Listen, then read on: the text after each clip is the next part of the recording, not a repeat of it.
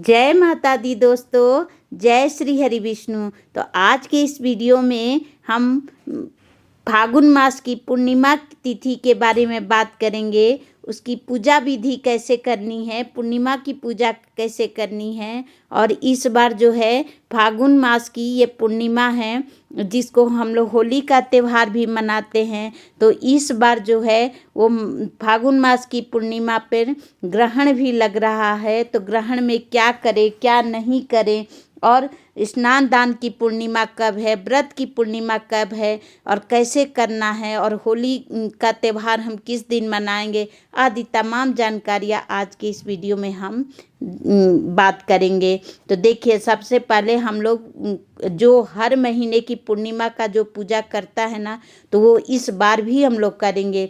तो इस बार जो पूर्णिमा की पूजा है वो 2 मार्च, बहुत सारी दुविधाएं हैं इस बार के त्यौहार में, क्योंकि ग्रहण भी लग रहा है और ग्रहण है, चंद्र ग्रहण भारत में दृश्य होगा। तो उसके जो सूतक लग जाता है 9 घंटा पहले, तो उसमें भी समस्या है। और फिर हमारा होली का त्यौहार है और भद्रा का भी साया है। तो बहुत सारी असमंजस की स्थिति बनी हुई है कि हम लोग होली कब मनाएं और पूर्णिमा का त्यौहार कब मनाएं, कैसे पूजा करें। तो बहुत सारी समस्याओं के साथ इस बार होली का त्यौहार आया है। होली का रंग तो है, लेकिन उसके साथ बहुत सारी समस्याओं को लेकर के आया है ये पूर्णिमा। तो देखिए, इस बार जो पूर्णिमा तिथि जो हम लोग मनाएंगे ना, वो 2 मार्च को मनाएंगे, क्योंकि 2 मार्च शाम 5:18 से शुरू हो जाएगा, जो कि मंगलवार को 3 मार्च को शाम के 4:33 तक रहेगा।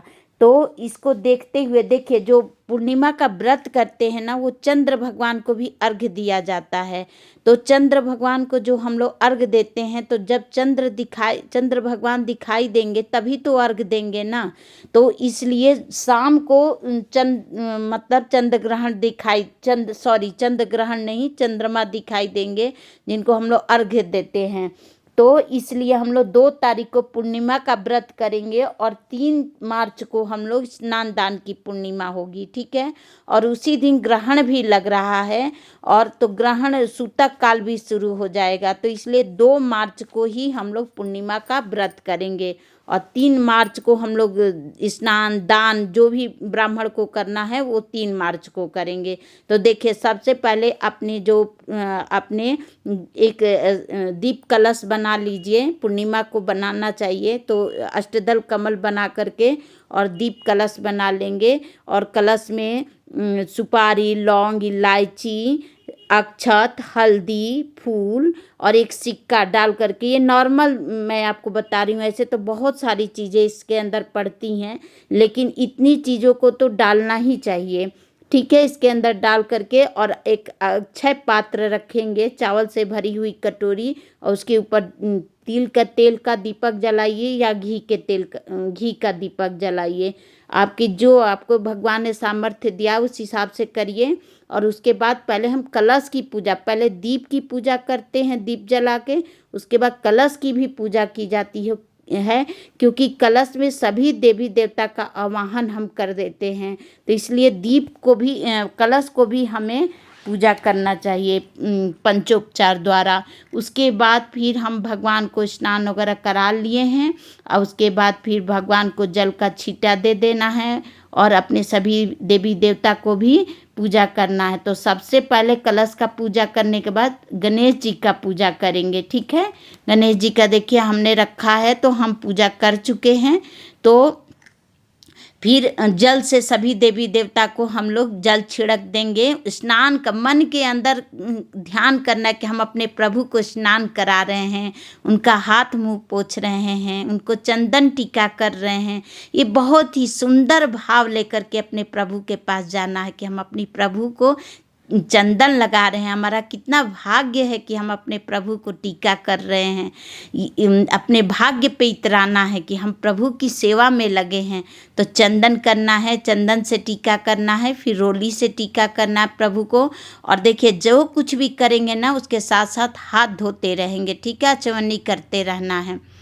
तो इस तरह से करके उसके बाद भगवान को वस्त्र रूपी कलावा देंगे और वस्त्र रूपी कलावा देने के बाद भगवान को फिर अपने कान्हा जी श्री हरि विष्णु जी को वस्त्र देंगे। ऐसे तो हम लोग सुंदर सुंदर वस्त्र पहना ही देते हैं अपने कान्हा जी को, लेकिन फिर भी वस्त्र देना है और उपवस्त्र भी देना है। तो देखिए हर पूर्णिमा को मैं अपने श्री हरि विष्णु जी का जनेऊ चेंज कर देती हूँ।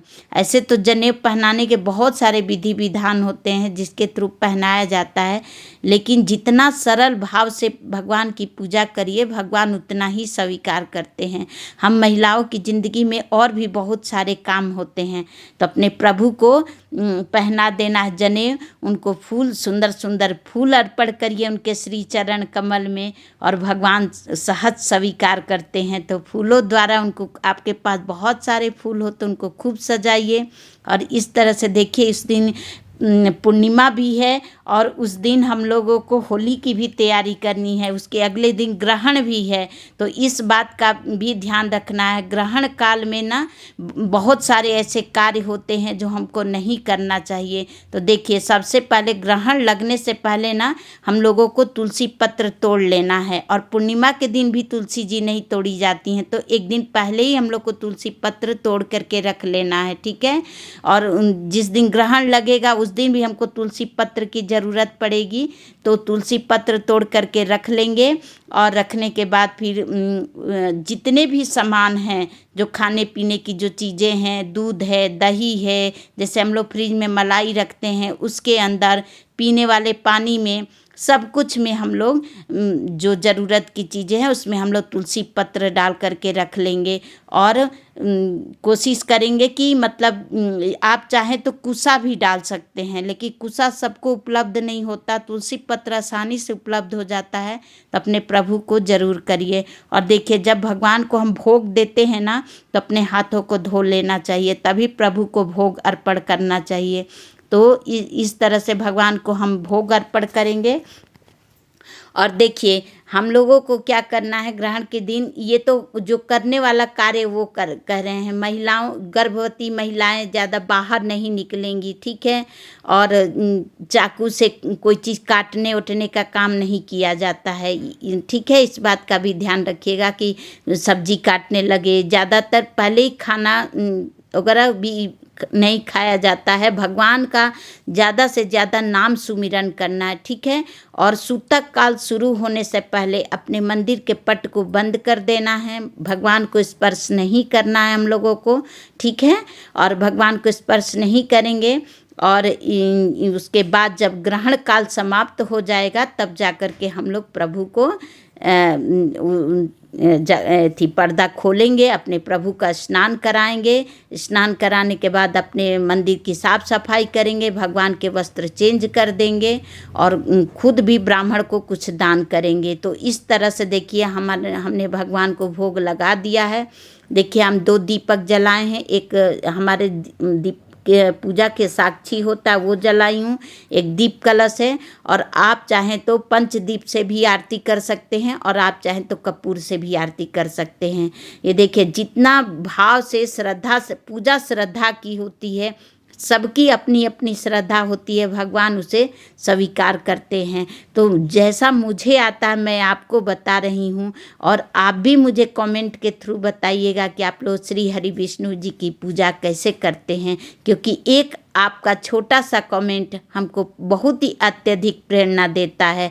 तो कमेंट बॉक्स में जय श्री हरि विष्णु की हाजिरी ज़रूर लगाइएगा। तो देखिए इस तरह से करके हम लोग पंजीरी ज़रूर बना लीजिएगा, क्योंकि सत्यनारायण भगवान की पूजा में या श्री पूर्णिमा की पूजा में पंजीरी का बहुत ही अत्यधिक महत्व होता है। आप पंचामृत भी बना सकते हैं, ठीक है। और इस तरह से करके हाथ में फूल और अक्षत लेकर के अपने सत्यनारायण भगवान की कथा कहेंगे, और फिर उसके बाद लास्ट में कुछ पैसा दे करके द्रव्य रख देते हैं कि हमारे पूजा में कुछ कमी बेसी रहती है तो द्रव्य देने से संपूर्ण हो जाता है। और फिर हाथ में फूल और अक्षत लेकर के अपनी की गई कमियों की, अपने पूजा पाठ में की गई कमियों के लिए हम लोग क्षमा याचना भी कर लेंगे। और शाम के समय चंद्र भगवान को अर्घ्य देंगे। उनकी दूध और जल में दूध डाल करके अर्घ्य देंगे, जो जला देंगे भगवान के पास। और माँ तुलसी के पास दीपक जरूर जलाएंगे, अपने मुख्य द्वार पे दीपक जलाएंगे। और देखिए कितने इस तरह से चंद्र भगवान को अर्घ्य देना है। ठीक है, तो वीडियो अच्छी लगे तो